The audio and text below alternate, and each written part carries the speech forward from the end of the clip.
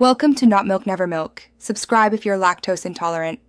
You begin by opening the image in Gimp and immediately checking the pixel dimensions so you know the target. Once opened, duplicate the layer to preserve the original and hide it. This gives you an easy fallback. If you need extra margins, change canvas size first so scaling applies to the correct area. By preparing layers and canvas now, you avoid destructive edits and make later resampling predictable, which preserves sharpness and composition as you continue.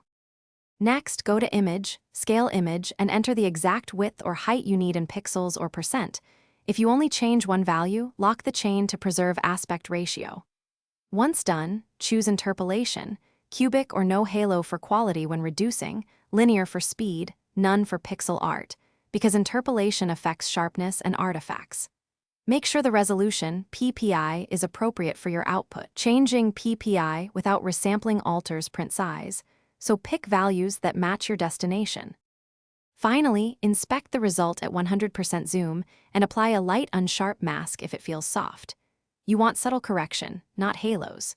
If layers are fine, merge visible or export directly via File, export as, choosing PNG for transparency or JPEG for photos with quality slider.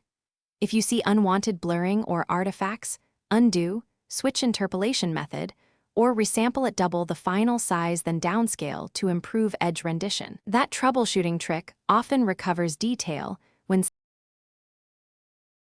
Thanks for watching. If this was helpful, leave a like and consider subscribing. See you next time.